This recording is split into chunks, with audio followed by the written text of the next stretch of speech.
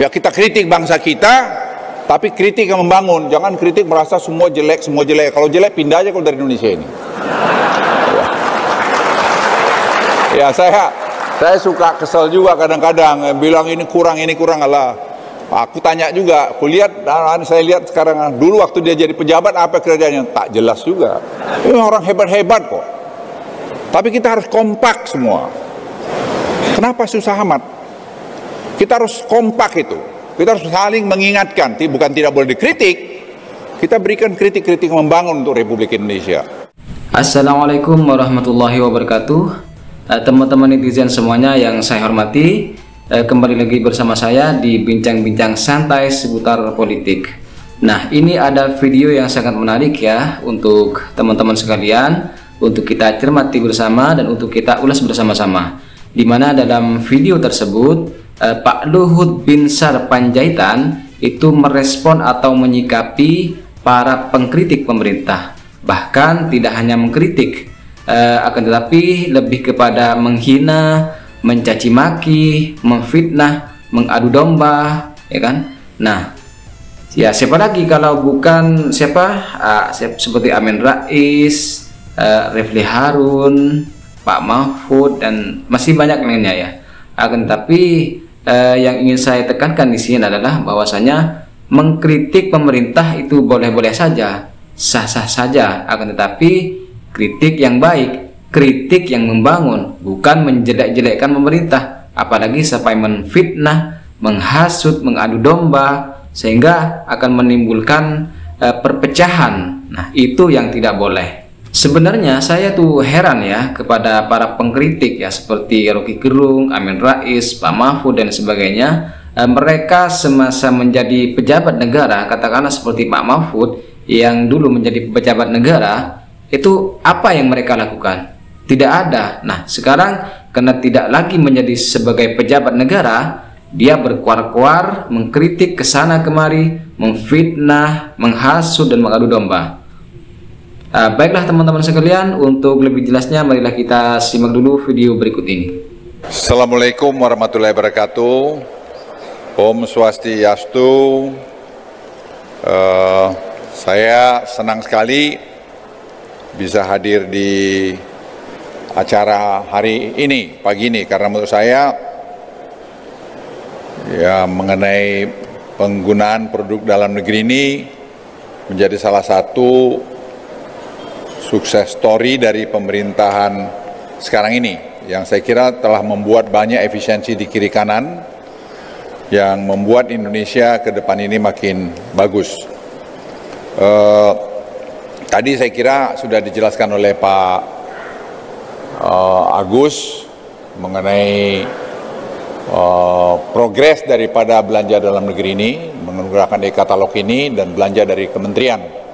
Tadi pagi saya di brief juga oleh Pak Kepala BPKP, Pak Teh, kita tuh jangan hanya bisa menghabiskan anggaran, tetapi juga harus berkualitas dan juga efisien.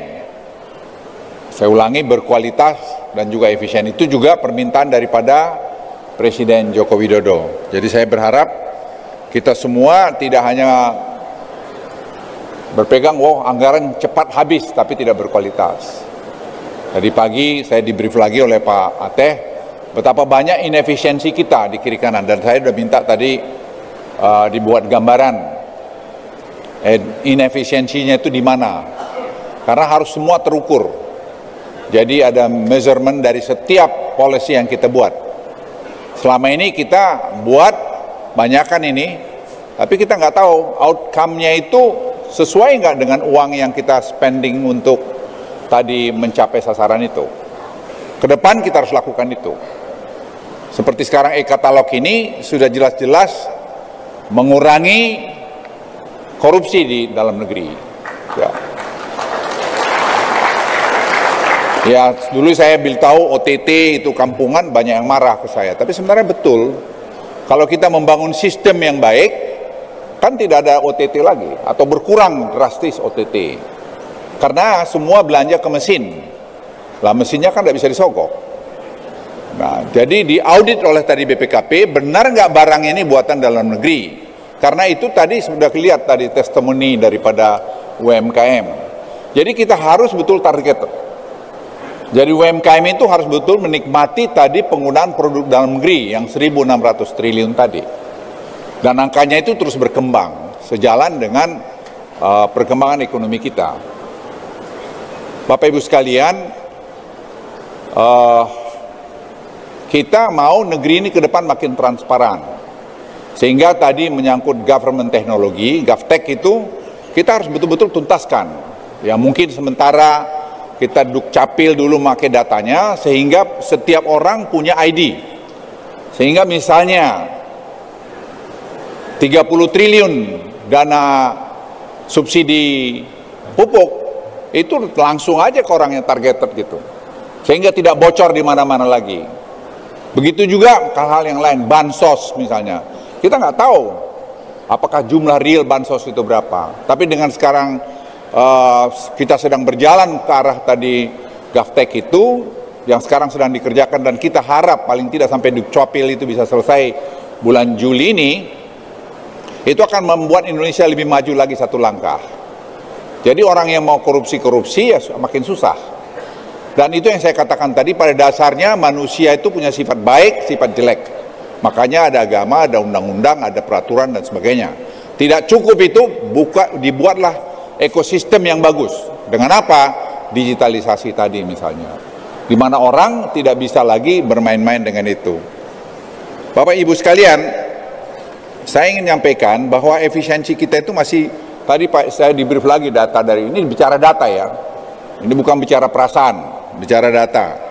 Dari Pak Ateh, itu kita banyak masih belum efisien di mana-mana. Misalnya di kelapa sawit, masih ada inefisiensi di sana sini yang kita masih bisa menarik berapa tadi, 172 triliun potensi untuk ditarik dari sana. Nah, sekarang kita mau kejar itu. Kami mau rapat nanti ke depan besok minggu depan di Jakarta untuk tadi manggil orang itu. Ya, mengundang kementerian yang terlibat, kenapa Anda membuat peraturan yang malah menghambat peraturan yang satu. Itu selalu kelemahan kita. Saya lapor Bapak Presiden, kemarin misalnya ada satu kementerian, peraturan-peraturan dalam kementerian itu satu sama lain ada yang tumpang tindih sehingga tidak bisa jalan. Tujuannya kan untuk sasaran, untuk kepentingan Republik Indonesia. Jadi peraturan itu harus diharmonisasi sehingga tetap tujuan itu tetap tercapai. Tujuan itu tetap tercapai. Jadi kita harus tetap berpegang teguh pada tujuan sehingga upaya-upaya yang kita lakukan itu betul-betul bisa berjalan dengan baik. Bapak Ibu sekalian, saya bercontoh lagi. Tadi saya dibisikin lagi oleh Pak Sandi Uno mengenai pesawat terbang. Kita bikin peraturan tidak boleh asing 51%. Harus semua dalam negeri. Kalau dia sudah TPK, biarin aja. Dia aja bersaing, kan cuma 5 pelabuhan besar di Indonesia. Ya, saya udah bilang Pak Bu Nika waktu itu. Bali, Surabaya, Jakarta, Ujung Pandang atau Medan apalagi itu. Ya suruh bersaing. Kita mau bikin, minggu depan sudah saya minta kita rapat, kita akan harmonisasikan peraturan itu semua. Karena kalau pesawat kurang, bayangkan mau ke Bali harus lewat mana dulu? Lewat Kuala Lumpur dulu. Kan kosnya jadi tinggi. Ya Garuda harus berani bersaing. Airline harus bersaing. Jadi jangan dilindungin terus. Semua harus profesional. Nah kalau itu kita lakukan, kita berani melakukan itu, saya kira baru Indonesia ini makin baik ke depan. Jadi jangan dicekoin aja terus-terusan. Ini dia harus subsidi di Indonesia Timur. Ya suruh aja yang investasi sini subsidi juga di fuel di Indonesia Timur. Dan saya kira Pertamina sekarang sudah makin paten dan untungnya makin banyak dan makin efisien. Dia harus berani bersaing dengan yang lain. Masa kalah dengan Singapura? Emangnya apaan? Emangnya Singapura itu lebih hebat dari kita? Enggak lah. Kita ini aja kadang-kadang yang konyol, maaf ya saya agak ngomong agak orang-orang kita sendiri tidak menghargai bangsanya sendiri. Dia merasa bahwa kita kalah dengan yang lain. Kita kurang, memang kurang. Yang itu yang sedang kita perbaikin. Seperti hiburan, tadi Pak Odo lapor sama saya. Bayangkan kita kemarin minggu lalu selama 2 minggu nggak bisa ke Singapura. Karena ada Taylor siapa? Ada show-nya di sana. 9 hari hotel itu penuh.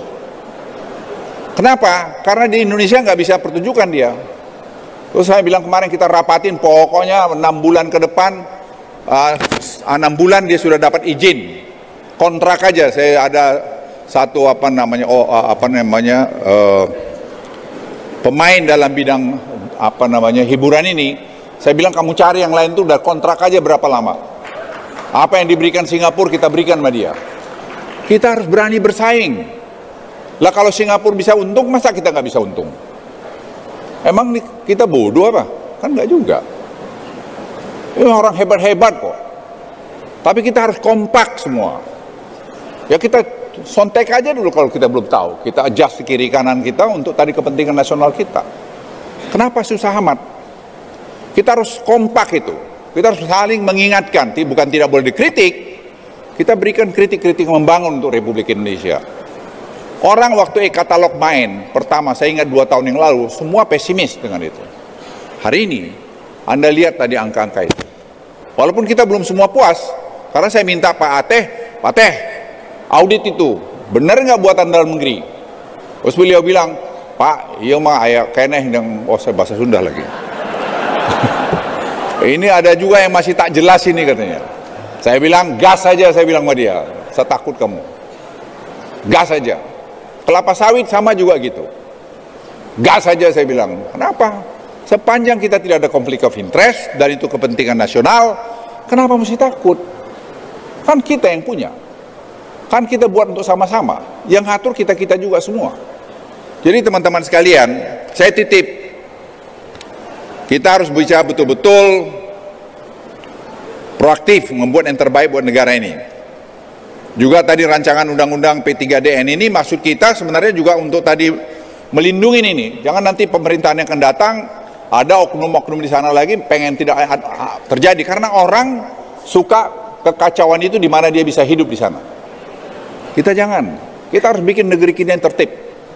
Makanya GovTech itu, digitalisasi itu kunci. Saya ulangi, GovTech itu ada kunci. Kita udah hilirisasi, udah ini semua kita masuk terus. Ini e-katalog, nggak boleh berhenti. Masih terus kita perbaiki di sana sini.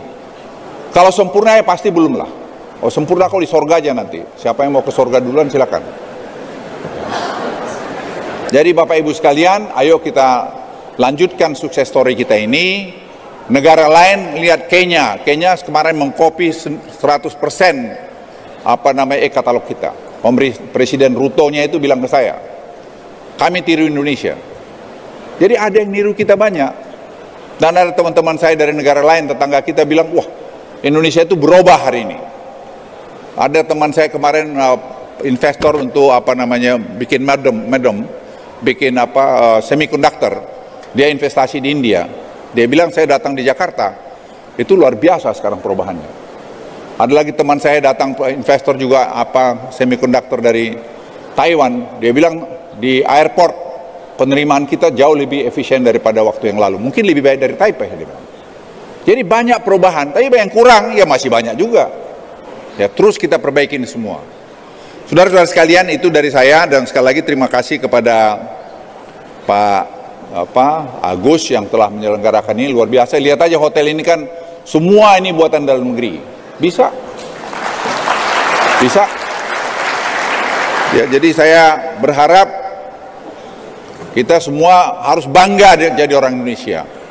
Ya kita kritik bangsa kita, tapi kritik yang membangun. Jangan kritik merasa semua jelek. Kalau jelek pindah aja kalau dari Indonesia ini. Ya saya suka kesel juga kadang-kadang bilang ini kurang Allah. Aku tanya juga, saya lihat sekarang, dulu waktu dia jadi pejabat apa kerjanya, tak jelas juga. Kan sekarang jejak digital kamu kan kelihatan. Jangan sombong lah kau, bicara-bicara kritik-kritik kau, you have done nothing. Atau mungkin dari round kau tuh juga mencuri waktu kau menjabat. Kita pejabat-pejabat itu harus berikan contoh, seperti Pak Jokowi, dia berikan teladan. Ya kita semua dalam kelas kita masing-masing, posisi kita masing-masing, kita harus kasih contoh. Ya seperti saya lama 22 tahun saya di Kopassus. Ini saya jelek-jelek, saya pernah force speed di tim-tim itu. Force speed itu tahu nggak, orang paling depan patroli. Yang peluang saya mati dengan si prajurit saya sama. Saya ngalamin itu. Nggak ada bulletproof. Sekarang bulletproof, saya bilang sama Kasat itu, Li, kalian pakai bulletproof itu di Papua itu. Aku nggak pernah pakai bulletproof itu selama berapa tahun. Ya, haleluya, nggak mati-mati saya bilang. Jadi apa yang mau saya katakan, semua itu ada zamannya. Semua ada zamannya. Karena kita memberikan contoh, prajurit kita tuh menganggap, wah, kalau dulu di Kopassus itu bilang, wah, itu komandan ada isimnya. Isim itu bahasa Sunda itu apa tuh, Bu? Ada jimatnya gitu. Jimat apaan? Itu yang saya bilang sama Kasat, ada lindung tinjau, lindung tembak. Ada gerakan perorangan. Itu aja kau bikin. Sekarang ada kalian drones, ada director finder. Kau bisa menjejakin musuhmu, sehingga sekarang operasi militer di Papua hasilnya itu sangat bagus. Dan kemudian dibikin operasi teritorial, uang, dana yang untuk misalnya ke Papua daerah terpencil yang ada di Bappenas, ya suruh aja TNI itu bikin air, bikin sumur, bikin pertanian, pasti sampai di sana. Nggak akan mungkin dicuri di tengah jalan. Nah, TNI itu kan gampang itu. Ya kalau kau berhasil nanti kau ya sudah kau promosi ke sana gitu. Ya udah, dia langkah tegap pasti kerjain itu. Jadi Bapak Ibu sekalian, ayolah kita sama-sama, kita kompak, Pilpres sudah selesai, jangan lagi ada nomor-nomor sana nomor situ. Ya, itu kan presiden ya sudah terpilih presiden sekarang, ya kita bantu presiden terpilih untuk kita maju ke depan. Ya, maju ke nanti 5 tahun lagi kita tempur lagi yang mau pilih presiden, silakan kau tempur lagi. Saya udah nggak ikut-ikut tempur-tempur itu. Ya. Tapi setiap 5 tahun itulah demokrasi, itulah pesta demokrasi. Jangan karena itu kita jadi musuhan, malah menghambat program-program yang sudah kita buat ini. Saya titip betul sama kalian semua. Ya, itu aja dari saya. Sekali lagi terima kasih pada Pak Agus dengan tim yang sudah membuat ini hebat. Gubernur, Pak Gubernur, terima kasih, dan pada semua yang terlibat langsung tidak langsung membuat program ini bagus. Dan saya berharap tahun depan ini tahun ketiga ya. Tahun ketiga kita ini tetap tambah baik lagi dari hasil belanja dalam negeri ini. Wassalamualaikum warahmatullahi wabarakatuh.